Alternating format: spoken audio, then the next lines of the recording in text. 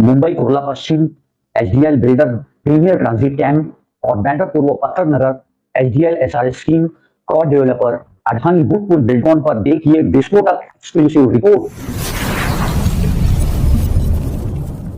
नमस्कार, मैं रजा ईरानी। हर झूठ होगा बेनकाब हमारे इस एपिसोड में आपका स्वागत है। क्या है कुर्ला प्रीमियर ट्रांजिट कैंप और बीकेसी पत्थर नगर का महा घोटाला?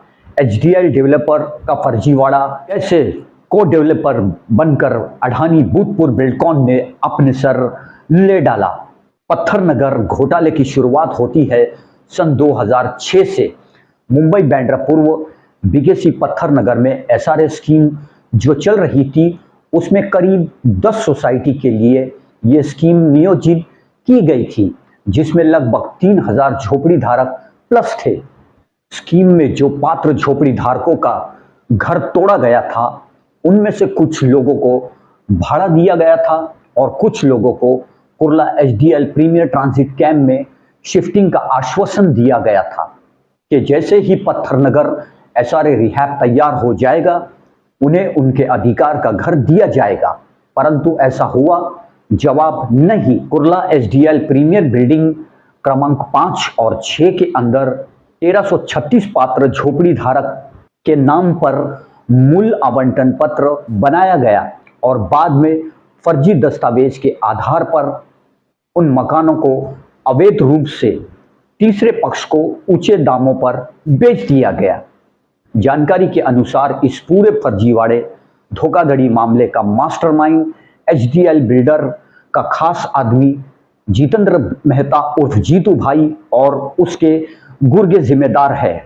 कितनी हास्यास्पद बात है कि ओरिजिनल पात्र झोपड़ी धारकों को एचडीएल प्रीमियर ट्रांजिट कैंप में सिर्फ दिखावे के दस्तावेज पर घर दिया जाता है, परंतु ग्राउंड रिपोर्ट के अनुसार अधिक से अधिक झोपड़ी धारकों को लल्ला लल्ला लोरी फर्जीवाड़े की भटकने वाली कटोरी जीतू भाई और उनके गुर्गों द्वारा थमा दिया जाता है।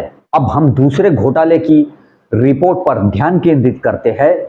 सन 2014, सन 2016, सन 2018 में जब पत्थर नगर रिहैब बिल्डिंग नंबर 1, 2, 3 विंग्स की लॉटरी उठाई गई थी, तब उसके अंदर लगभग ज्यादातर पात्र झोपड़ी धारकों को गैर हाजिर दिखाकर उनके नाम का फर्जी पेपर बनाकर थर्ड पार्टी को घर बेच दिया गया। यहां भी फर्जीवाड़ा, वहां भी फर्जीवाड़ा, मतलब प्रीमियर में भी फर्जीवाड़ा, पत्थर नगर में भी फर्जीवाड़ा। इसे कहते हैं एचडीएल और उसके गुर्गों का महाफर्जीवाड़ा। परंतु आज अडानी को इस फर्जीवाड़े में भागीदार बना डाला। अडानी के कारण बचते रहो, बचते रहो, बचते रहो। एचडीएल के उन गुर्गों से मैं सवाल पूछना चाहता हूं कि अगर आप लोगों को पत्थर नगर एसआरए रिहैब का घर बेचना ही था, जो झोपड़ी रहते हुए गैर कानूनी तरीके से बिल्डर द्वारा खरीदा गया था, तो क्यों ओरिजिनल एनेक्चर होल्डर नाम का इस्तेमाल करके थर्ड पार्टी खरीदार को बेचा गया? बिल्डर और खरीदार के बीच सीधा बिक्री समझौता क्यों नहीं किया गया? एचडीएल बिल्डर और उसके गुर्गे भी जानते थे कि उन्होंने जो किया है वो एक महाघोटाला अपराध है और इसमें कहीं सरकारी अधिकारी की भूमिका भी संदिग्ध है। कुर्ला एचडीएल प्रीमियर के 1336 घरों को जो बेचा गया था, जब हमने उसकी भी जांच पड़ताल की तो हमें पता चला कि एमएमआरडीए के सर्वे से स्पष्ट हुआ है कि लगभग 1200 घरों पर घूसखोरों का कब्जा है और एसआरए की सर्वे की रिपोर्ट के अनुसार ये भी स्पष्ट हो चुका है कि पत्थर नगर के लगभग 1100 घरों में 700 के ऊपर घरों का फर्जीवाड़ा करके बेचा गया, जो एसआरए नियम कायदे के विरुद्ध है। सन 2023 ऑनरेबल बॉम्बे हाई कोर्ट के आदेश के अनुसार करीबन 700 से ज्यादा लोगों को एसआरए कलम 33 एक्ट के अनुसार पत्थर नगर रिहैब इमारत खाली करने के लिए घूसखोरों और थर्ड पार्टी को शो कॉज नोटिस इशू किया गया था। लेकिन अब तक अडानी के दबाव में वो नोटिस के ऊपर एसआरए विभाग ने किसी भी तरह की कार्रवाई नहीं की। ऑनरेबल बॉम्बे हाई कोर्ट के आदेश की अवमानना की, जिसे इंग्लिश में कहते हैं कंटेम्प्ट ऑफ कोर्ट। दस्तावेज के आधार पे बहुत ही बड़ी खबर ये प्राप्त हुई है कि 2024 में पत्थर नगर सोसाइटी ने एक लिखित शिकायत मुंबई पुलिस आयुक्त और एमएमआरडी में दर्ज करके ऐसा एचडीएल बिल्डर और उसके गुर्गों पर आरोप लगाकर जांच की मांग की है कि लगभग हमारे पत्थर नगर के मेंबर्स पात्र झोपड़ी धारक लापता हो चुके हैं या मर चुके हैं या मारे जा चुके हैं या उन्हें किडनैप करके गायब कर दिया गया है।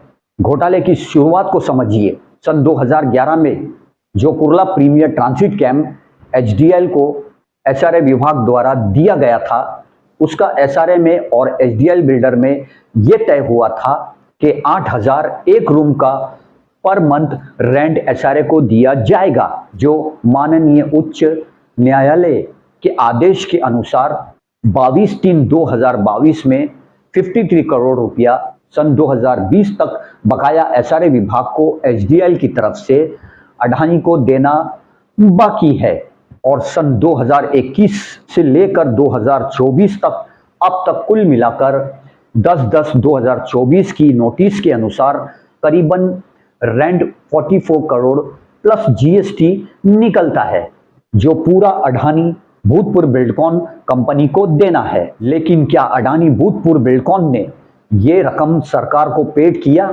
जवाब नहीं। आखिर ऐसा क्यों? जिम्मेदारी लेकर जिम्मेदारी से भागने वाले को क्या कहते हैं? दर्शक, आप जवाब दीजिए। करीबन 600 के आसपास लोग आज न्याय के लिए बॉम्बे हाई कोर्ट का दरवाजा खटखटा चुके हैं और मामला बॉम्बे हाई कोर्ट में पेंडिंग है। यदि इस फर्जीवाड़े की निष्पक्ष तरीके से जांच होगी तो बड़े बड़े बागड़ बिल्लों का इन्वॉल्वमेंट सामने निकल कर आएगा। कुर्ला बीबी नगर पुलिस स्टेशन ने 8/5/2023 को एमएमआरडी अधिकारी को एक पत्र देकर सूचित किया था कि आप पुलिस थाने में आकर अपना फरियाद दर्ज कराएं, परंतु आज तक एमएमआरडी के अधिकारी न पुलिस थाने गए और न ही उन्होंने एचडीएल के जितेंद्र मेहता उर्फ जीतू भाई और उसके गुर्गों के विरुद्ध इस महाघोटाले में कोई शिकायत दर्ज कराई। क्यों एमएमआरडी के अधिकारी एचडीएल के खास जितेंद्र मेहता उर्फ जीतू भाई और उसके पाले हुए गुर्गों और वर्तमान जिम्मेदार को डेवलपर अडानी भूतपूर्व बिल्डकॉन के खिलाफ कार्रवाई नहीं करना चाहते? क्या एमएमआरडी के अधिकारियों के पास इसका कोई जवाब है? इससे ये निष्कर्ष निकलता है कि एमएमआरडी के अधिकारी इस भ्रष्टाचार में पूरी तरह से सम्मिलित है।